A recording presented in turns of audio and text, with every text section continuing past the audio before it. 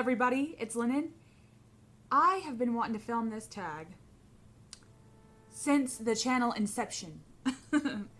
And it's first, last, always, as you saw from the title. But mine is... these three decks are high loves of mine. And I wanted to get them out and play with them and talk about them and tell you guys about them. So let's jump right in here. The first deck that I ever got, is pretty special because of the story that goes along with it. Technically I didn't buy my own deck, and I know there's controversy around that, but I was in, I guess you could call it the metro city of where I live, and it's a very eclectic city. It's a very witchy, spiritual community, and I was walking around the city. I think we were going to yard sales that day. In the city, it's kind of like you can walk around and it's like blocks and blocks of just like houses and restaurants, and they all kind of look residential. That's kind of how this particular community is. And so we were kind of walking around, and we went into some shops, went into some restaurants, and we came across this very bohemian looking lady's house. And her house was like the up house, very colorful. Like she had colored the outside of the house, all kinds of colors, all kinds of jewel tones, like rich emeralds and rich lapis colors. And it was just, oh, so beautiful. And she was having a yard sale, and she had this wispy skirt on, and I think she had a scarf in her hair. And I remember thinking, I want to be you when I get older. And I walked around, and she had a whole bunch of ephemera, like witchy spiritual ephemera.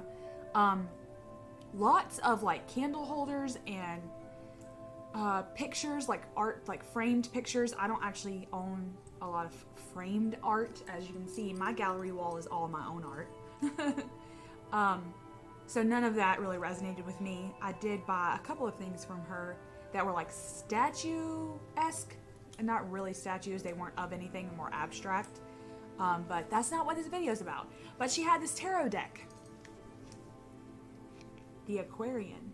Look how old this thing is. She even had like an impromptu sticker on there. The box is falling apart. I do keep it in its box because I've always wanted to get a bag for this, but I've always wanted and envisioned the bag that would be for this tarot to be, let's get rid of all these. I kept these like card information, US games. I even got a copyright 1970. This is the 1970s version, but I was drawn to it not really because of the art. I'd never seen tarot, like anything but the Rider-Waite deck at the time. I was fairly young. I didn't even study the tarot. Like I said, I was pretty young, so it really wasn't a thing for me yet.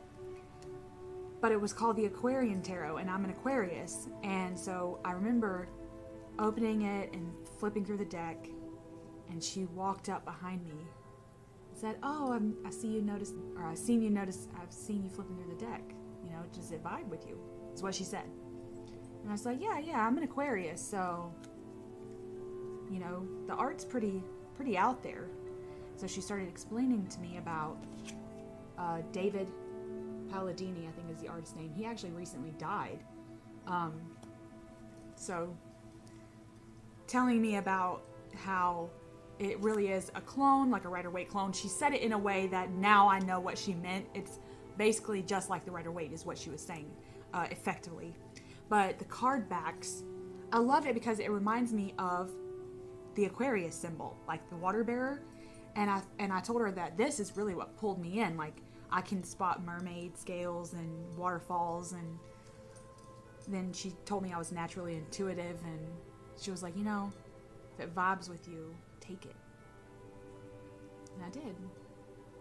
And I wish I could find her and tell her that having this deck led me on a a tarot love fascination journey that I will forever be grateful.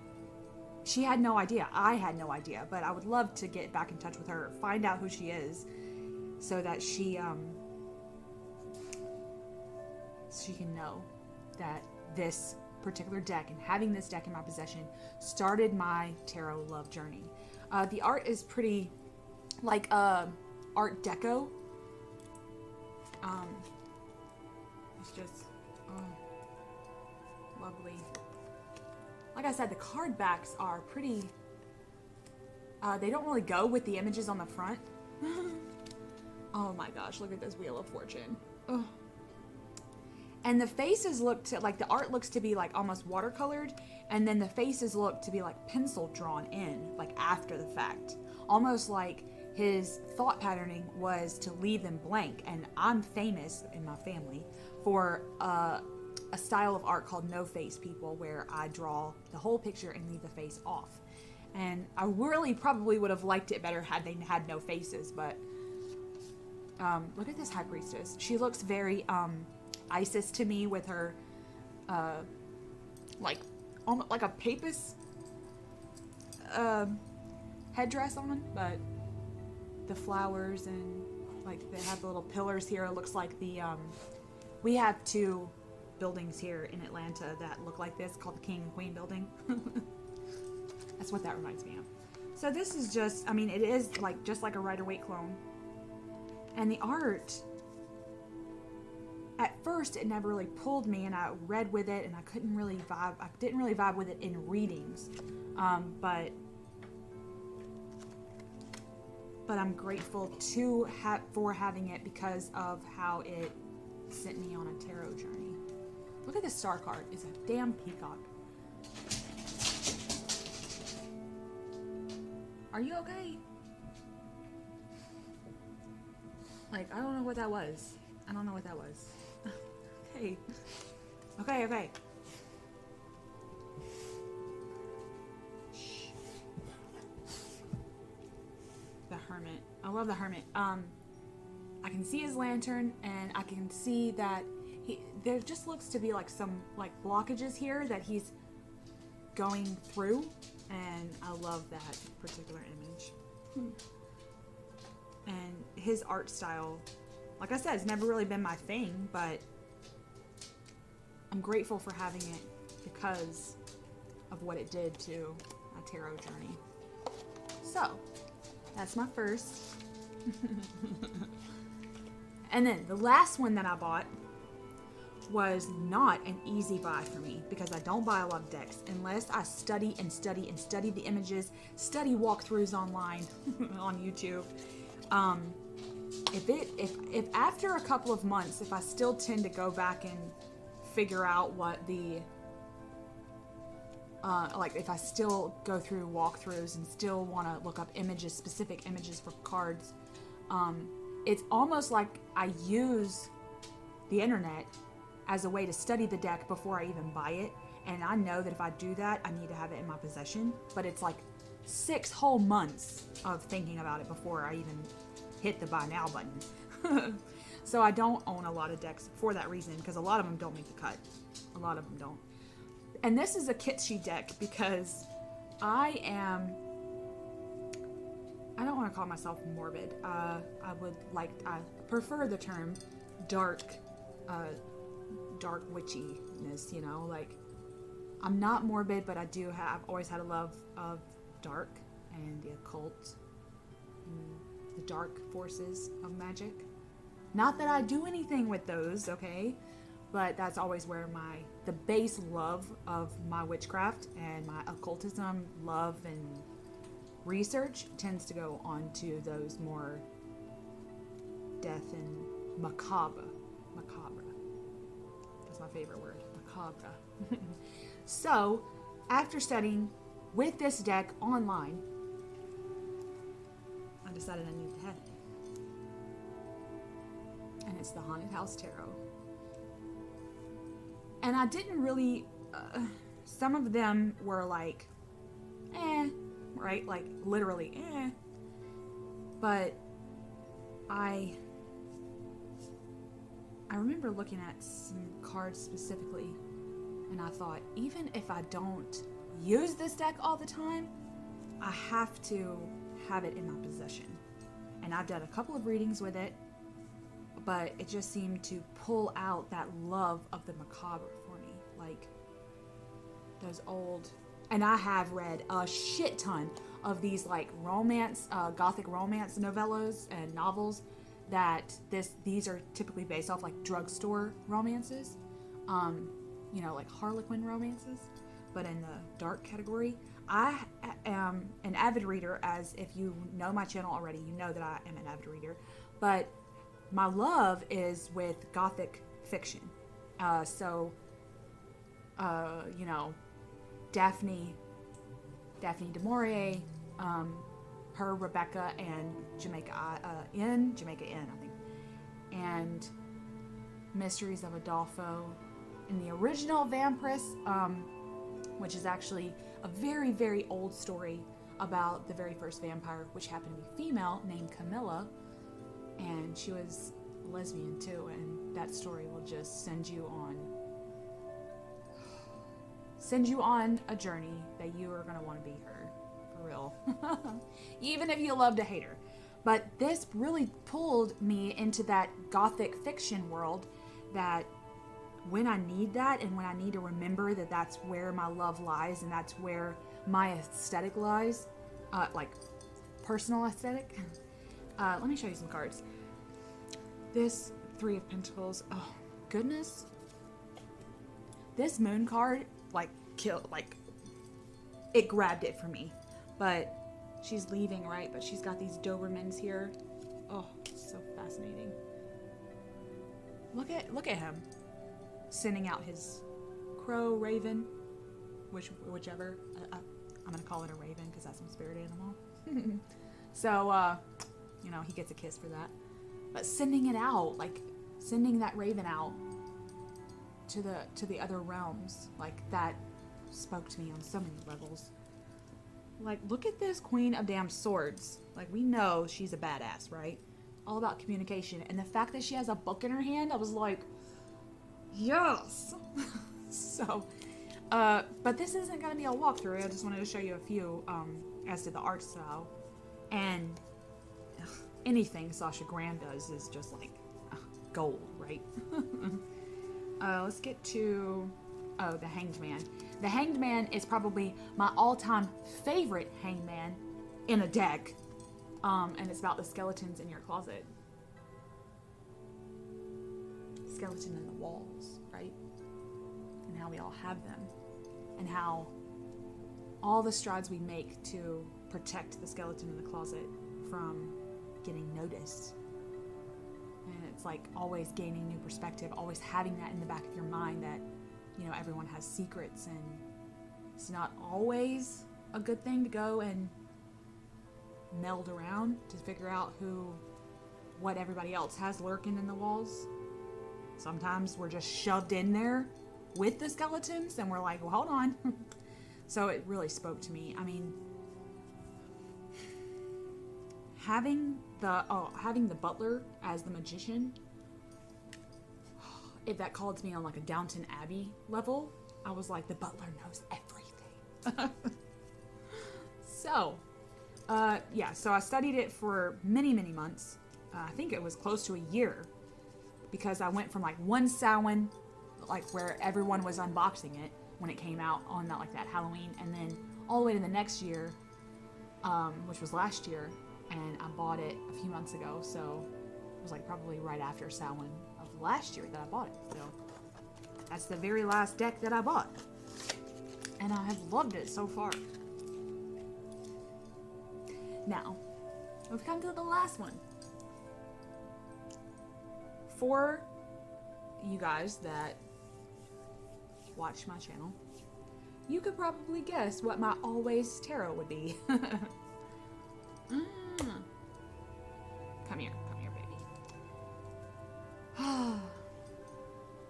It's my Thoth. It's my Thoth.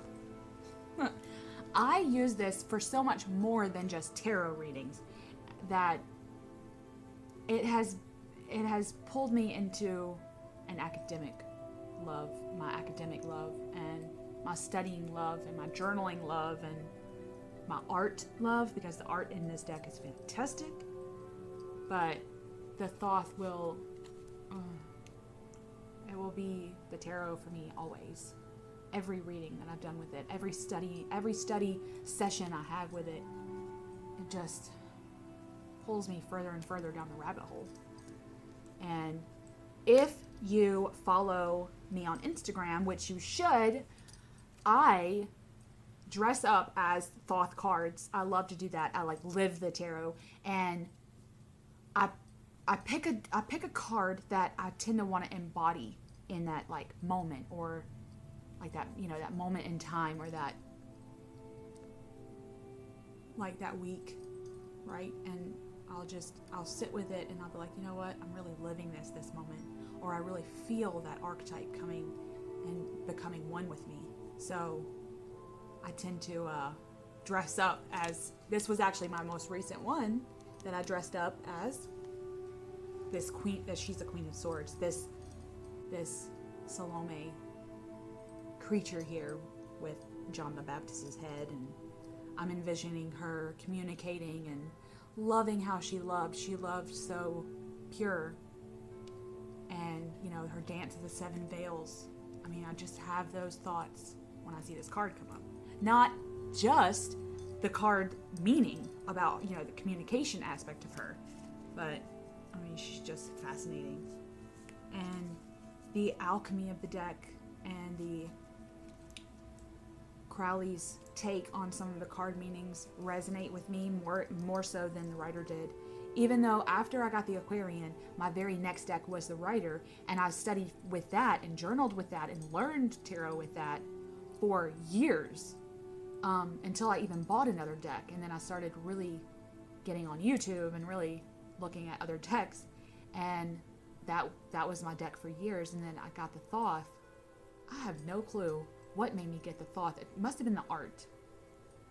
And I got it, and I got the book that came, like, it didn't come with the book. I bought the Book of Thoth with it because I'm a studier, and if there's a PDF or a book that goes along with the deck, I have to get it. So I got the Book of Thoth and started reading it, and I was like, whoa, this is some intense shit. So I started studying with it, and it's pulled me into a love of my everything that I love, everything that makes me, books and studying and art, all of that. It's rolled into one magical glass of water. All of it, all the particles are here to make a magical glass of water, and I drink from this every day. I know it sounds really cultish, doesn't it? Drinking the Kool-Aid, people. I've drank the Kool-Aid. I already drank the Kool-Aid. It's too late. So the Thoth is my always deck for real, and if I can wade through the sludge of YouTube to find out who was the original one that came up with this hashtag, I'll link them below. But there's been so many. I'm sure you could just do the tag itself and all of them will come up. But it's probably been years in the making now. But I did want to do that because I wanted to think on the story of when I got the Aquarian, and think on how much I studied with the Haunted House Tarot before I bought it, and how it sent me on a love of, it reminded me of the books, and I actually reread Mysteries of Udolpho after buying that because I was just so entranced, and then reminding me of my love of Thoth. And all the Thoth playlists, all the Thoth videos that I've already done on the channel. I love studying with it, and I've been so excited to share that with all of you guys too on the channel. So there's a whole Thoth playlist out there. So if you've done one of these, put it in the comments and let me know if I haven't seen it. I'm sure I have because I've seen a lot of them. Or if this hasn't been something that you've done and you feel drawn to do it, do it. And I'll be sure to watch it. I'll be, stalking the tag, so to speak. I hope that this was fun, and I hope to see everybody again on the channel. So much love.